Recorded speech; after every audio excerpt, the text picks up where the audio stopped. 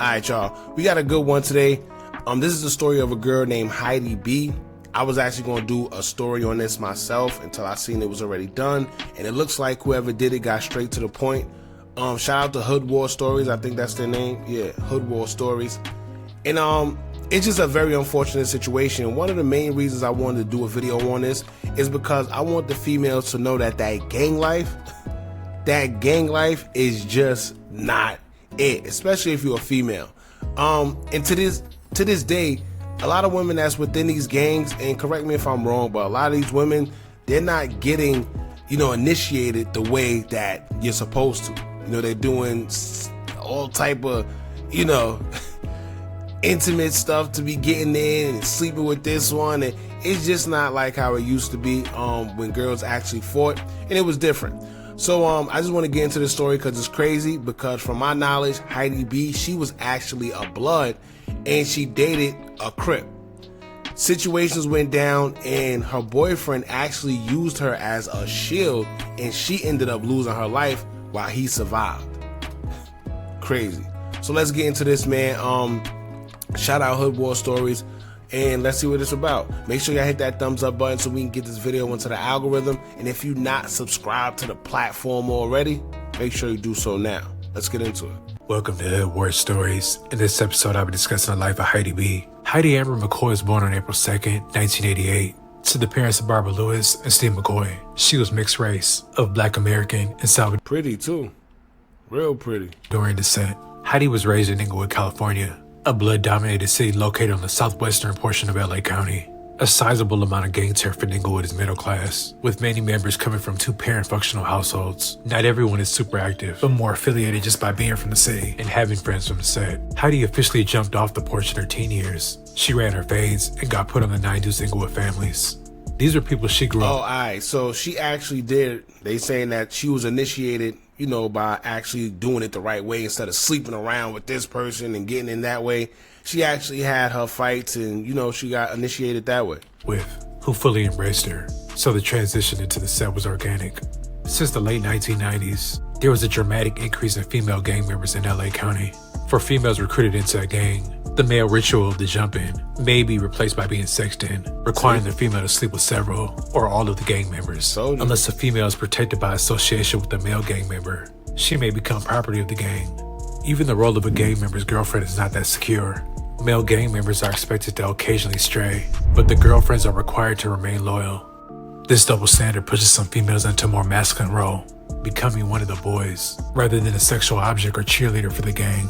The Inglewood families operate more as a family, and view their female members as the homegirls. From the moment she got jumped in, Heidi's turn-up was on max. She wasn't large in size, but that didn't mean anything. She was hopping out of whips and parking anything that was Crip, pressing lines from Manchester down to Century. If her homies needed her to fight a female, she's pulling up with no hesitation. Her squabble was known as one of the coldest in Inglewood. She got the love and respect from her hood for being a solid, bona fide rider. Let's fast forward to 2011. After years of being active in the streets, Heidi starts dating a guy from the Broadway gangster Crips that are located just east of the... See, I never understood. For y'all that, if any of y'all that gangbanged before or currently gangbanging, how does that work? I never understood that, especially these days. You got guys who are Crip and then they messing with blood girls. They call them rubies or blood. I don't know the terminology, but it's like, how does that work? Right? Especially, let's say she's a blood, he's a Crip. Can he be around her when her friends are there? Right? How does that work? Or vice versa. Can she be around when his friends is around because they got separate gang? And then they said that she was putting in work. So it's not like she was just blood and wasn't doing nothing. She was a threat. So, yeah, that's, I don't know. 110 freeway. Although blood and Crip members dating is fairly common, it could potentially be a conflict of interest. Yeah. In the early morning hours of December 11th, 2011, at around 1 a.m., Heidi and her boyfriend were walking up to the liquor store in his hood. Just before they entered, her dude encountered enemy gang members out front, and they exchanged fighting words. See what I'm saying? Now, how does that work? Now, keep in mind, she's blood, he's Crip. They walk into the liquor store. He comes across one of the enemies who is blood, but do they have respect enough for her to not do anything to him because she's affiliated with them? I assume not. After the verbal confrontation, Heidi and her boyfriend would proceed to enter the liquor store and make their purchase. They left the store and began heading down Main Street on foot. Less than a minute later, those same enemies drove past, and the passenger popped out with a gun and let off 10 shots. Her boyfriend grabbed her and used her as a human shield right when they started shooting. Damn. Heidi would die that night at the age of 23. Her Crip boyfriend would also be shot in the arm and in the ass, but he would end up surviving. That's crazy.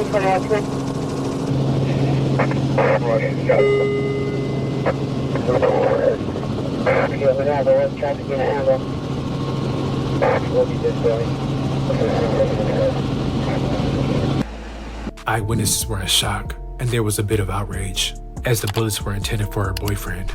Something nearly happened to him, as allegedly gang members showed up to the hospital he was at to finish the job. He had to change locations. Heidi would leave behind 2 loving parents and a daughter. Her daughter's father, Keith Walton, also known as Green Eyes, was the ringleader of CMT, one of the Inglewood family's most lucrative, violent cliques. Green Eyes was a felon and had multiple state convictions. The earliest had come from a robbery with a firearm that he committed at age 18. His life had been marked by violence. Both his first wife and his stepbrother had been murdered in gang-related shootings. In the mid-2010s, he had his clique stage a series of daytime smash and grab robberies at Southern California jewelry stores that netted the thieves $6 million worth of Rolexes and other high-end watches. In 2018, he was sentenced to 55 years in the federal prison. Heidi B was a beloved member of the Inglewood families, and her memory is still being honored to this day. Hey, Heidi B, what's happening, blood? It's your motherfucking birthday.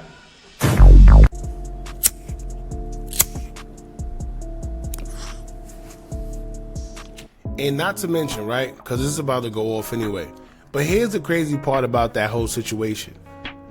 The altercation started because of the boyfriend, right? And the fact that when shots let off, he just, without even thinking, took her and used her as a human shield. She had nothing to do with the altercation because remember, she's blood. But like I said, and this is what I realized within that gang culture sometimes too, the males don't really have that much respect for the females to where they feel, well, you know what, she's here, I'm not going to do anything. Because if it was like that, then why did they still proceed to shoot, knowing that she was a blood? Or maybe they didn't know she was blood, who knows? But that's crazy that this man used her as a human shield, and all he did was get shot in the butt and in his arm, you know. And now she isn't here, but she leaves behind one daughter. And I found this interesting because we see this a lot.